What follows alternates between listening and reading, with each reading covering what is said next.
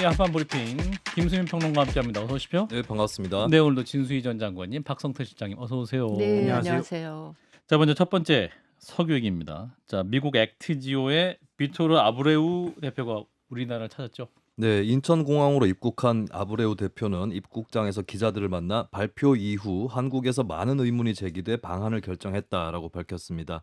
가스전의 경제성이 높은 것으로 보느냐는 질문에 대해선 그렇다라고 하면서도 한국 석유공사와의 비밀 유지 협약 때문에 자세히 말할 수는 없다라고 양해를 구했습니다. 예. 또 우리가 검토한 것은 이전에 깊이 있게 분석된 적이 없고 새로운 자료들이라면서 곧 이번 논란을 해소하기 위해 더 많은 정보를 드리겠다라고 말하고 공항을 떠났습니다. 예. 산업통상자원부는 오는 7일 정부 세종청사에서 아브레우 대표가 참석하는 기자회견을 열어 동해 심해가스전 개발과 관련한 질문을 받겠다라고 공지를 했습니다. 예, 금요일에 이제 기자회견을 하겠다라는 거군요.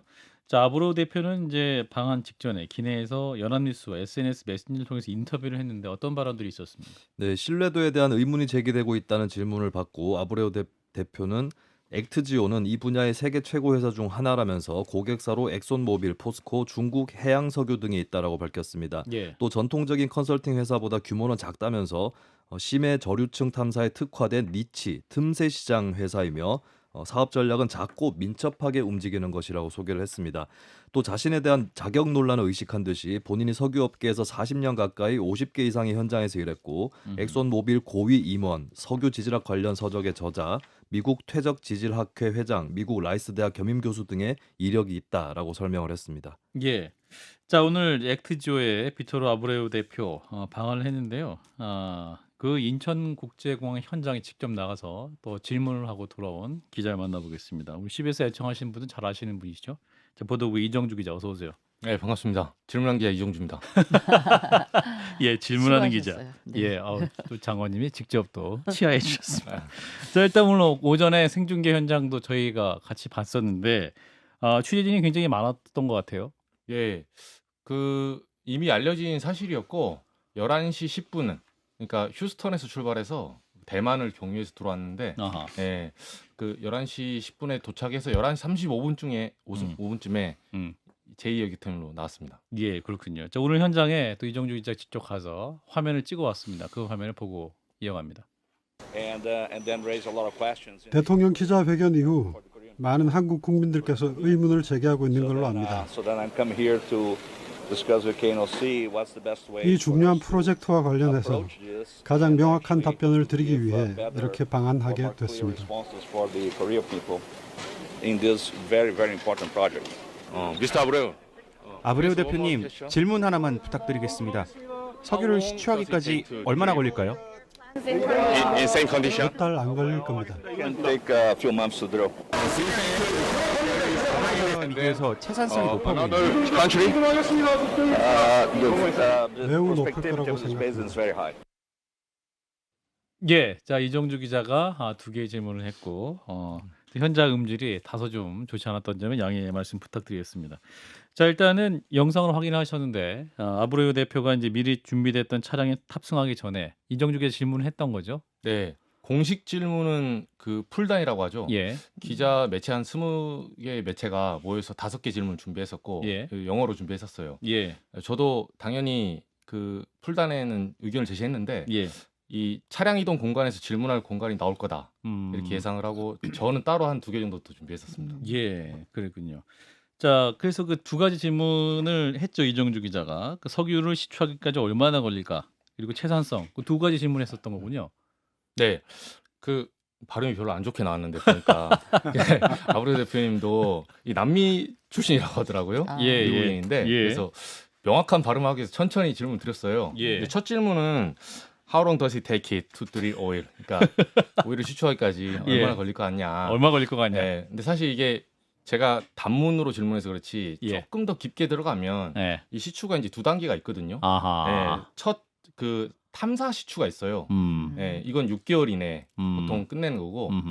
지금 시추라고 하면 여기에 있는 전체 지금 매장돼 있다고 지금 예상되는 곳 예. 그곳에 5곳을 찍어서 지금 시추를 시작하는데 그렇죠. 이게 하나당 1,000억이고 예. 합치면 5,000억이다. 윤석열 대통령이 말씀해 주셨던 거. 예. 그러면 이거를 보통 둘 하나 이렇게 시작을 한대요. 타공은. 음흠. 예, 그렇게 해서 시추하는 곳을 찍어주는 사람이 바로 이 사람입니다. 아. 예, 여기에 지식 전문가예요. 예. 예, 그 넓은 공간에서. 음흠. 그래서 저는 이 질문을 그러니까 첫 시추를 언제 지금 몇 개월 이내 그 착수할 수 있냐 이걸 보면 향후 프로젝트의 기간이 조금 잡히거든요. 전문가들이 그렇게 설명을 해주더라고요. 예. 그래서 거기서 아이디어를 얻어서 하나 던졌고 예. 나머지 하나는 이제 채산성. 예, 채산성 부분인데 이제 이코노믹 밸류. 이 부분은 많이 나오는데 내일 모레죠. 금요일 날 그 산업부 기자실에서 공식 기자회견을 합니다. 어차피. 그래서 채산성 부분은 좀 더 자세한 질문이 거기서 나올 것 같아서 제가 그 사전 질문으로 한번 드려봤어요. 근데 몇 달 안 걸릴 거다. 이게 a few months 이렇게 대답을 했을 거 아니겠습니까? 네. 그러면 그 few, a few가 두세 달? 서너 너더 달? 뭐 이렇게 네. 이게 되는 거예요. 맥시멈 6개월로 보더라고요. 아, 맥시멈 6개월. 네. 네. 저도 정확하게 한 번 더 질문 드리고 싶었는데 예. 아수라장이라서 네, 네. 그 아수라장에서 그 두 개를 건져냈다는 것은 엄청난 성과였다. 자, 근데 이제 그 액트지오가 과연 어떤 회사냐? 아까 연합뉴스 SNS를 통해 그 질문을 했더니 본인은 이제 권위자 맞다. 본인 스스로 얘기를 했는데 권위자 맞는 거죠? 그러니까 이 부분은 사실은 그 우리가 이 지식노동 고도화된 지식노동과 석유 시추 사업에 대한 좀 이해도가 필요하더라고요. 예. 저도 좀 찾아봤었는데 아하. 국내 전문가들하고 통화를 좀 몇 통 해보니까 예. 이렇게 얘기를 해줬어요. 아. 그러니까 팹리스라고 하죠. 반도체 분야에서 예. 이제 고도의 퀄컴 같은 회사는 사무실이 없어요. 그 반도체를 설계하는 회사들은 설계를 어떻게 하냐에 따라서 그거는 설계자의 머릿속에서 나오는 거지 그 부분이 이렇게 공정하는 평택 공장 이런 게 필요한 게 아니거든요. 오피스가 필요 없다. 사무실이 그렇죠. 그래서 필요한 게 아니다. 이 회사는 정확히 말하면 지질 탐사 회사예요. 그러니까 이걸 처음에 우리 석유공사가 이 탐사파를 보내서 자료를 먼저 줬대요. 예. 17년간 모은 것과 최근에 작년 2월치 가장 최근치까지 주면 그거를 비유하자면 대학병원에서 MRI를 판독하는 사람이죠. MRI를 주면 예. 여기에는 악성 종양인지 양성 종양인지 이 사람 판독을 해주는 거고 예. 수술 집대는 따로 있습니다. 그래서 이게 이렇게 판독을 했다고 해서 막상 그 개복 수술을 했는데 예. 이게 악성이 아니라 양성이었네. 이렇게 한다 해서 이 사람이 사기꾼이 되는 건 아니라고 하더라고요. 판독 그 한 자체만 얘기해주는 회사. 예. 근데 이 사람의 판독의 적중률 같은 게 혹시 여태까지 뭐 40번 봤는데 몇 번 뭐, 맞췄더라. 네. 이런 거 그렇죠. 있어요? 전체 사업은 이게 공개가 안 돼 있더라고요. 그건 또 이제 적중률은 나름 이제 업계 비밀인데. 그거를 오는 금요일 날 질문하시면 되겠네. 지금까지 몇 번을 뚫으라고 그 장소를 봐줬는데 그 몇 번을 뚫어서 몇 번을 적중했냐. 근데 통상 지금 이게 석유공사 측과 예. 이 아브레오 박사의 이제 그 발언을 종합하면 이 자원 개발의 현재 성공 확률이 20%. 근데 이게 높냐 낮냐는 그 기존의 기준점이 있어야 되잖아요. 네, 네. 그 노르웨이 같은 경우는 과거에 7%였어요. 북해도에서. 북해에서 개발할 때 예. 7% 개발 확률로 뚫어서 음. 그 유전을 개발했다고 하더라고요. 예. 그래서 보통 자원 개발은 7에서 한 10%그 정도면 아주 양호한 거다. 그러니까 엑손 모빌 같은 경우는 그 세계에서 가장 큰 회사죠. 정유 관련된 이 회사 같은 경우는 한 30% 확률 있으면 들어간다 사업성으로 네. 그렇게 얘기를 하고 있는데 30이면 그 정도 대기업이 그 소위 말해서 리스크를 굉장히 없다고 보는 수준이고 그렇지, 그럼. 한 자릿수 음. 한 자릿수에서 들어가야 선점할 수 있다. 내부에 경쟁이 있거든요. 또 글로벌 경쟁. 그렇군요. 예. 자 그러면 이제 지금 미국 심해 기술 평가 전문기 액트지오와 이제 국내 전문가들이 매장된 석유를 경질류로 분석했다라고 산업부 고위 관계자가 밝혔다고 하는데 이 경질류라고 분석하는 것도 아까처럼 뭐 판독을 통해서만 보는 건가요? 그렇게 수밖에 없겠죠, 사실은. 그렇죠. 이제 소위 말해서 경질류라면 이제 비중이 작은 예. 그러니까 휘발유, 등유 바로 갖다 쓸 수 있는 이 석유를 말하고 예. 중질류는 한번 걸러야 돼요. 정제작 걸러야 되는데 그렇죠. 그 이전에도 동해상에 그러니까 우리나라 동해상에 있는 석유들은 예. 대체로 경질류래요. 꼭 이번에 포항만이 아니라. 예. 그래서 요거는 특별한 사실은 아닌데 아하. 이제 산업부 쪽에서는 기자들이 조금 약간의 의아함이 있는 게 예. 저희가 이거랑 다른 얘기지만 엑스포트 한번 겪어보지 않았어요. 부산 엑스포 때. 예, 그때 용산 대통령실의 반응 예. 그리고 끝까지 치열했을 거다. 음. 근데 결과는 참패였잖아요. 예. 이게 경험칩이 있다 보니까 기자들도 한 번 의심할 거를 좀 두 번 의심하는 것도 있어요, 사실은. 예, 그래서 이 경질류는 특별한 사실은 아닌데 채산성 문제는 조금 논란이 있죠.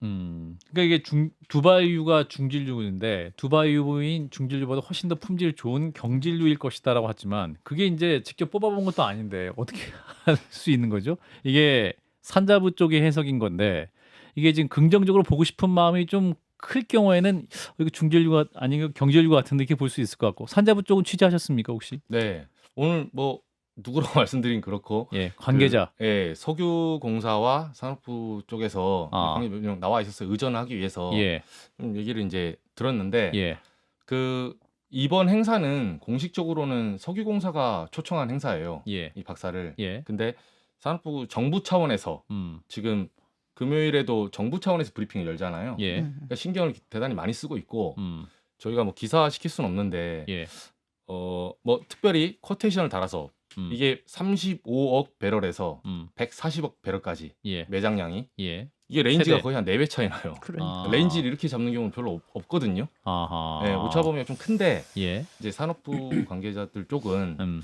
이렇게 140억 배럴을 어. 방금 이제 지나가면서 대답을 한 것 같다. 네, 아브레오 대표가 아, 거기에 대해서 예, 굉장히 파서블하다 이렇게 이제 저는 못 들었는데 예. 저는 못 들었는데 그런 표현도 혹시 이 기자님 챙겨보지 않으세요? 이런 식으로 물어보더라고요. 근데 이 140억 얘기는 대통령 그 브리핑이 있던 날 산업부 장관이 얘기하지 않았나요? 그렇죠. 그 나중에 이제 백브리핑 차관도 얘기했고 예. 네. 했는데 레인지의 가장 높은 단을 얘기하신 거예요. 계속. 아, 관계자들이. 그러니까 기대의 최대치를 좀 강조하는 부분이 아니 있다. 그러니까 그날도 장관이 우리가 차분하게 이렇게 한다고 차분하게 하자 그러면서 최대치를 또 이야기하고 이게 좀 뭐 심정은 이해가 가는데 예. 네. 아하, 그렇군요. 그럼 이게 산업부 관계자들이랑 이렇게 취재했을 때 그 부처 관계자들 분위기는 어땠습니까? 약간 좀 이게 좀 기대에 차 있는 그런 분위기입니까? 아 아니면 전전긍긍하죠. 전전긍긍해요. 네. 아, 사실은 이제 제가 내부 분위기를 말씀드려도 되나요? 예, 괜찮습니다. 예, 근데 예. 어떤 분위기냐면 이게 예. 너무 큰 게 빨리 터트린 거예요 지금. 아, 그러니까 사실 이 어떤 탐사 차원에서 예, 이 단계 정도면 보통 외국에서는 예, 이 주도하는 소위 추진하는 주체 세력이 있잖아요. 그렇죠. 보통 엑손모빌 이제 민간 회사니까 예. 우리나라는 석유 관련 민간 회사가 없어요. 그 정제 회사지 예, 탐사하고 개발 회사는 국영으로 돼 있거든요. 석유공사. 예, 그러니까 당연히 국가 독점이기 때문에 음. 한 곳에 이제 힘을 줄 수밖에 없는데 예, 이곳에서 석유공사 사장도 아니고 지금 대통령이 나서가지고 예, 마치 이제 국가 어떤 자원 개발하듯이 음. 이렇게 터트리니까 아, 이제는 역설적으로 산업부 내에서 실패하면 안 되는 프로젝트죠 이제는. 그 천하람 의원 지적이 맞아요. 이제 대통령이 발표했으니까 나올 때까지 계속 뚫어야 될 상황인데, 아 그러면 산자부에서는 이 발표 자체를 대통령이 발표할 거라고 미리 예상은 못했던 겁니까? 몰랐다고 그러면? 하더라고요. 아, 몰랐다. 요건 좀 새로운 내용이네요. 저희한테 이제 그 기자들이 사실 취재하다 보면 예, 예. 뭐 박성대 선배님도 계시지만 예. 저희한테 거짓말한 경우도 있어요. 아. 이제 알면서도. 예, 근데 예. 저희가 전화 쫙 돌려보면 촉이 있거든요. 촉이 있는데. 네, 한 4-5군데 해보면 예. 공통되게 4-5명이 짜고 칠 수는 없어요. 그 시간대에. 아. 근데 이때는 정말 제가 들었던 말은 어허. 대통령, 비서실장, 아, 그리고 대통령실 안에 산업비서관 아. 딱 여기까지. 아. 여기까지 알고 있었고 아. 정무적인 결정이었다. 장관은 장관은 당연히 이제 들어가는데 산업비서관을 통해서 아. 이제 조율이 알고 들어가- 있었다는 거죠. 네, 장관. 조율이 들어간 거죠. 아, 그렇군요. 그러면 그 산자부에서 뭐 보고서는 올렸을 텐데 네. 그 여러 보고서를 취합하는 과정에서 이제 대통령실이나 혹은 뭐 국정상황실 뭐 이런 데서 요거는 그 좀 네. 그 대통령이 보고를 그러니까 어떤 국민들 앞에 얘기해도 되겠다 이런 판단했을 가능성도 있겠네요. 그러면 산자부의 의사와는 상관없이. 그럴 수 상관없다고 있죠. 많이 보이시더라고요. 왜냐하면 네. 용산에 제가 나름 핵심 관계자라는 분들이 좀 몇 명 통화를 해봤는데 예. 제가 물어봤어요. 이렇게 된 마당에 거짓말 하지 말고 말씀을 좀 해주시라. 언제부터 빌드업을 했냐. 예, 예. 이렇게 물어보니까 예. 정말 몰랐다고 하더라고요. 정말 몰랐다. 네, 정말 몰랐고 이 결정에 대해서는 이렇게 평가하더라고요. 윤석열 대통령이 이게 어떻게 보면 20% 확률이면 보통 일반 사업 유통이나 뭐 자동차 반도체면 이 정도 확률로 못 덤빕니다. 이게 아. 시장에서 통용되는 확률이 아니에요. 아. 예, 근데 20%는 자원외교는 그렇다는 거예요, 원래. 자원 개발은. 예, 이 시장의 확률이 너무 낮으니까. 그렇죠. 대신에 이게 성공했을 때 오는 그 베네핏이 그만큼 큰 거예요. 자원을 선점하고. 그렇죠. 네. 예, 예. 그래서 거기에 이제 베팅하냐 마냐 결단의 문제란 거죠.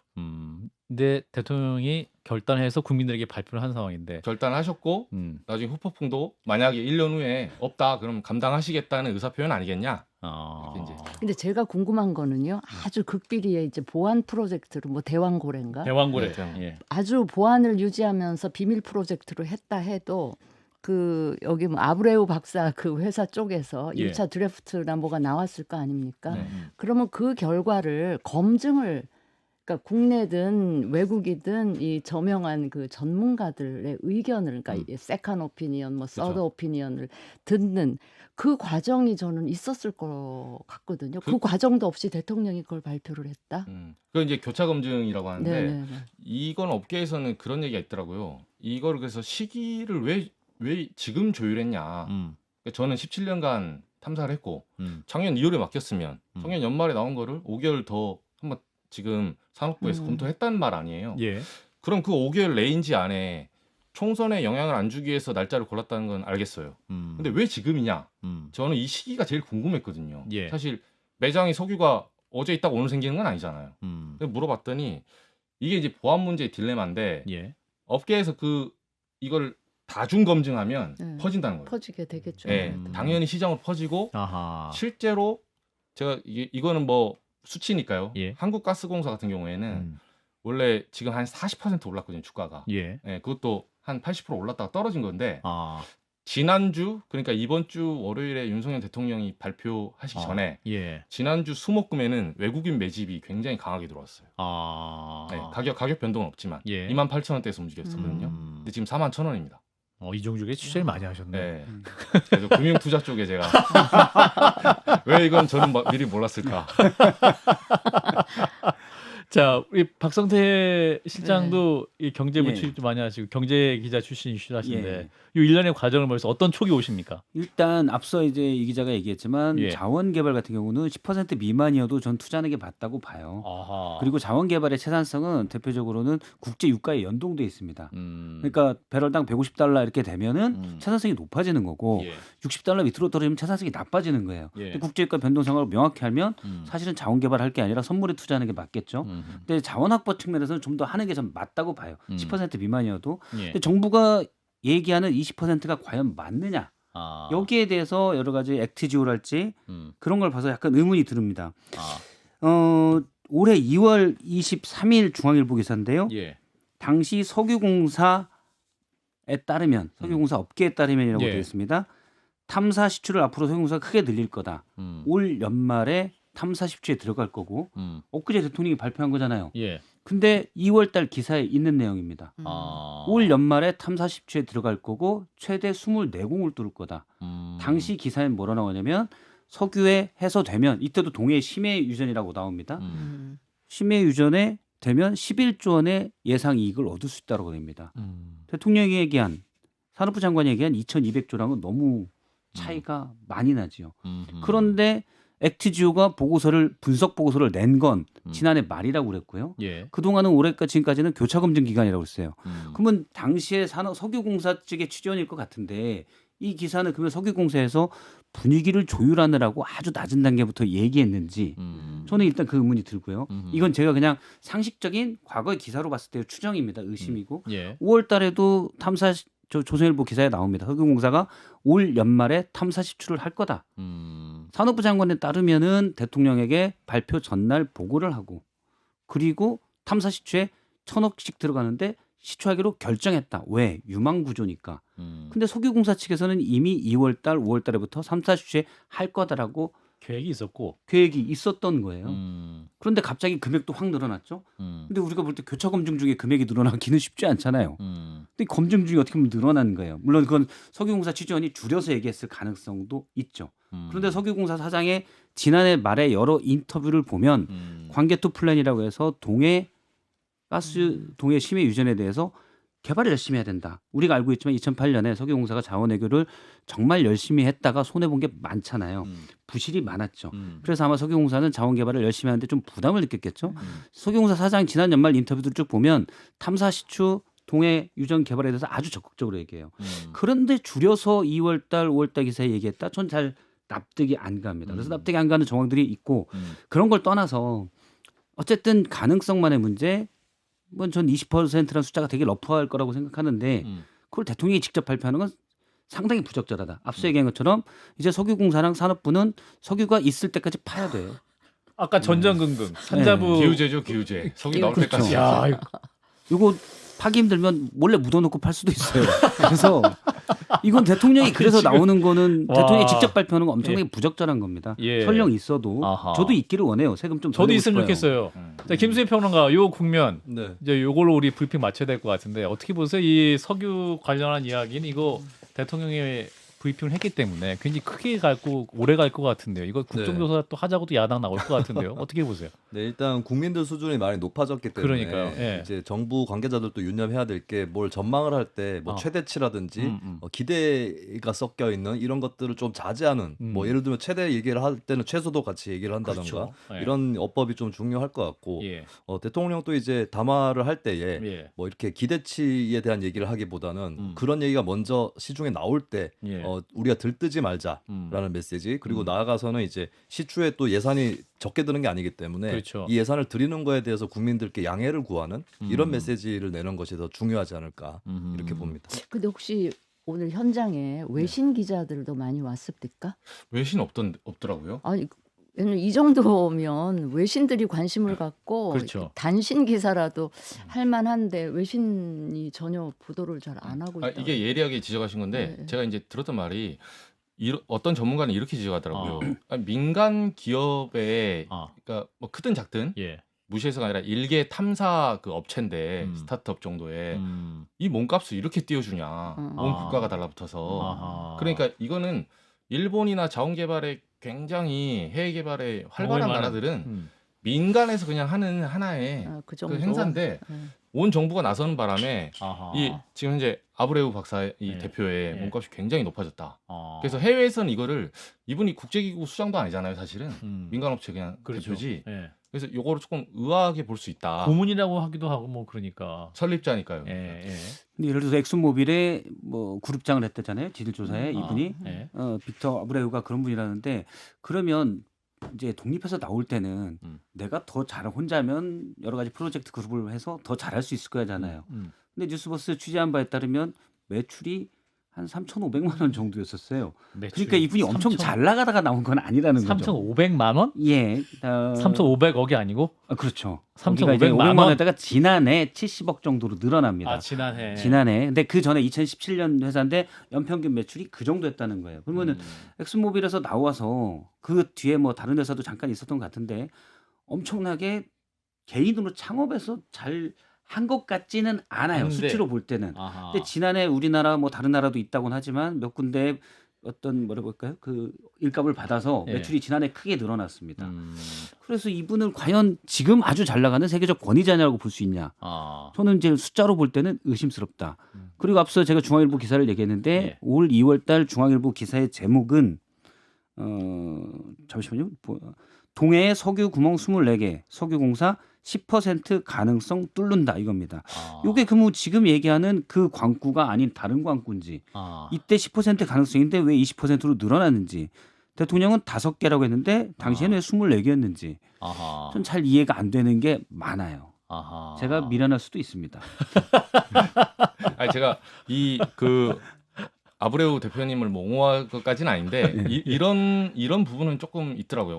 그러니까 소위 방어하자면 예. 2017년에 창업을 하시고 그 이후 어떻게 되냐면 유가라는 건 아까 말씀하신 대로 그 자원은 보완제 성격이 있기 때문에 서로 역의 관계에 있어요. 그러니까 유가가 오르면 셰일가스는 낮아지면 개발을 못 합니다.